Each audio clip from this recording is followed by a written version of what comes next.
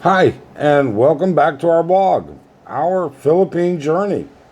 Hey, this is a continuation on the house building.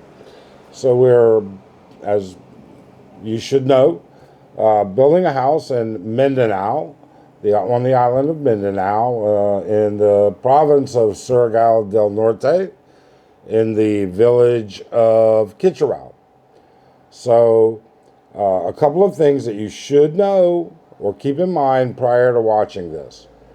This is not a Western style build. This is not at all. In fact, you can go back and look and see what we're used to living in Phoenix, Arizona. This is specifically a place for Arlyn and I to visit her family. That being said, we had a couple of parameters that we had to work within, and I'm sorry if you see this clutter behind me. This is our spare bedroom, my office of the in our condo in Angeles City. We're going to Subic, going down to the beach at Subic to stay at the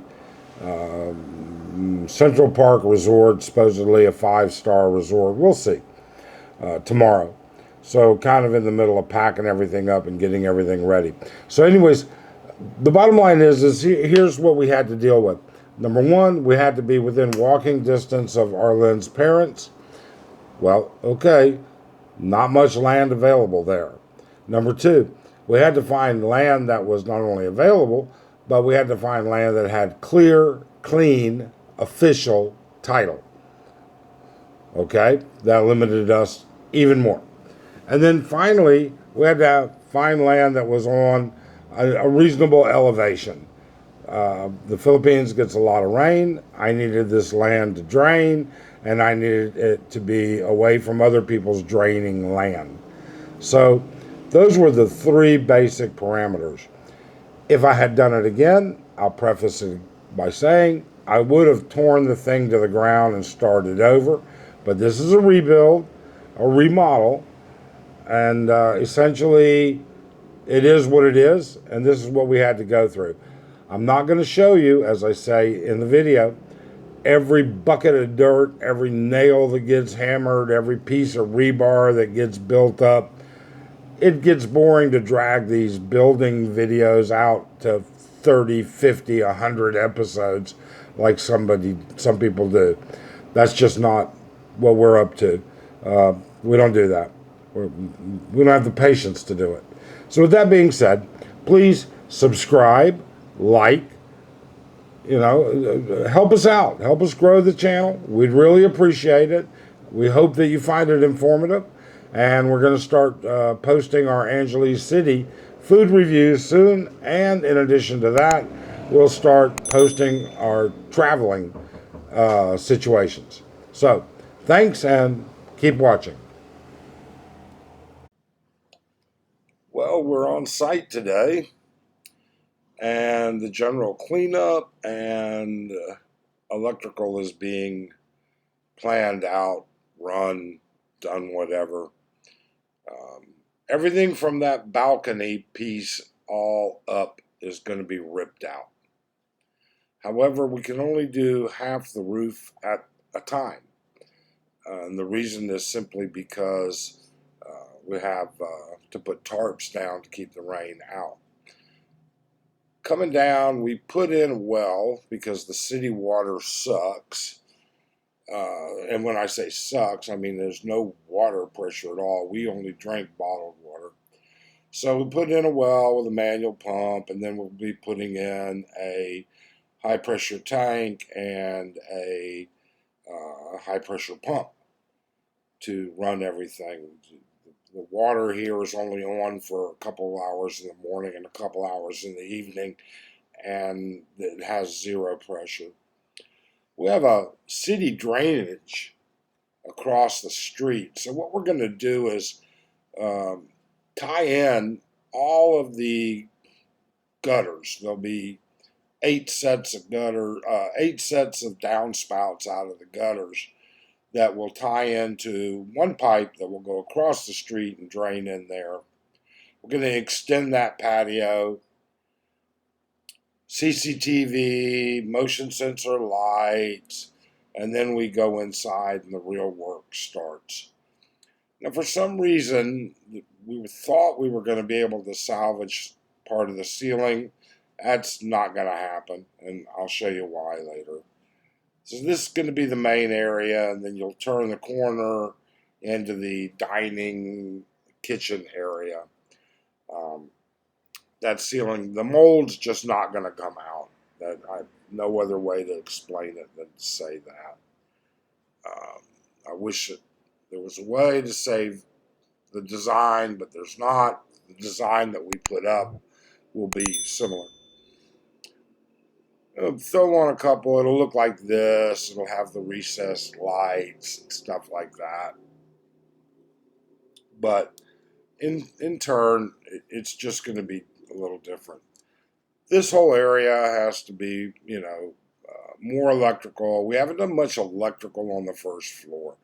That entire kitchen piece gets remodified. In fact, we'll knock off the top, knock off the walls, extend it 4 feet. We'll put in a stove vent hood and vent there. The stove will be underneath it. The sink will be knocked out and a real sink put in. And then this is one of the downstairs bedrooms. And these are guest rooms.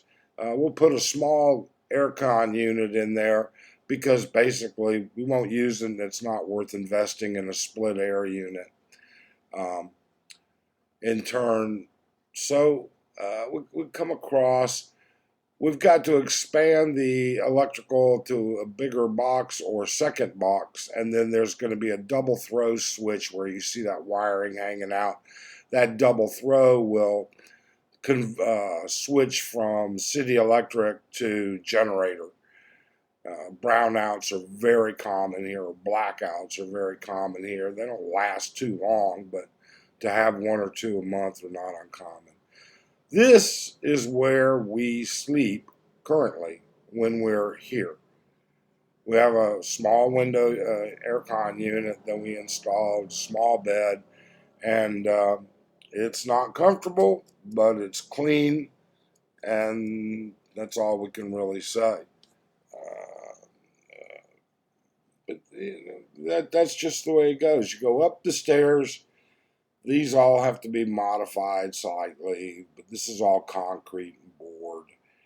And so when you go upstairs, you go to the second floor, and you got to understand there's a lot going on here.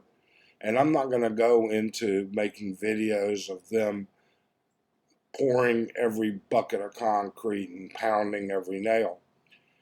So we replaced a lot of the structure with respect to the subflooring.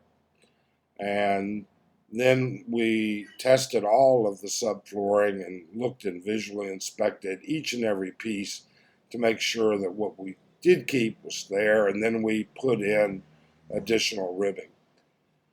Well, in order to get all this done, we've got to put a plywood subfloor down. And in order to put a plywood subfloor down, all of this had to be done. Secondarily to that, we've got to rip out the ceilings of the kitchen dining area and the living room area. That exits out to the second floor balcony. We needed the electrical run, which it's mostly done, but we have to wait now for the second phase of it, where we're running up the walls of the second floor. Then we're going to rip out the rest of the roof, the entire roof, and then we're going to extend the upright support columns, like that one in the middle and the one on both ends. And then we're going to tie them in with what's called tie beams. These are going to be 24 by 24 inch concrete and rebar posts and beams. so that the entire structure will actually be tied together in 9 points. Actually, 3, 6, 7, 8, 9. Yeah, 9 points. So they'll all be tied together by concrete and rebar. But in order to do that, I've got to get that subflooring up. In order to get the subflooring up, the basic wiring underground has to be done. And while you don't see much for the second level wiring, you see everything goes downstairs. And the reason that you see it like that is simply because the entire second floor is going to be in a completely separate circuit. So what happens is we'll run a 10 gauge line out of the main power up to the second floor and then build the electrical out once we do that. There was just too much leaving the roof pitched like this or building another roof pitched like this was just not acceptable to me, to lose all that space. I would lose 2/3 of the floor space just to be able to have enough height for me to walk upright. So instead, we're going up all the way 11 feet and tap it off and then put in a Korean style roof structure. Then we'll tie all of that together and keep going. This is more of the, this is that ceiling that's got to come down. All of it's got to go. Every bit of it. It's all molded and rotten and we can't do a thing about it. Then in the back, what we've got to do, you see this right there, that's leftover electric, it's not.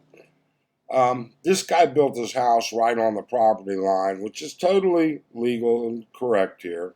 So we've got to put up some sort of drainage to keep his house from pissing on my yard when it rains. But all of this ceiling, now all of this has been cleaned up. This roof has been all cleaned up after the typhoon. There's a lot of damage that you can't see is temporarily cleaned up. There's one of the beams that was cracked and broken. So we'll take care of that. We're going to raise the elevation back here and match it to the current elevation of the small concrete pathway that comes out of the house. And then in turn, we're going to build the entire area into a dirty kitchen. And here we go. Here's the bathroom. This has a commode. Now, we don't use this yet. It's just been slightly cleaned up. But this commode is, something you'd find in elementary school in America. I don't know how it's possible. There is a seat. We bought one. We have one. It just hasn't been attached yet. And there is running water, so it is what it is. But, it just, all of this is just the beginning. And like I said, I'm not going to show you every shovel of concrete and every nail and every piece of electric because it's really boring as crap. It's just not worth it. But this whole bathroom is going to get ripped out and redone. And you'll be surprised. We'll all be surprised at what it looks like when it's done.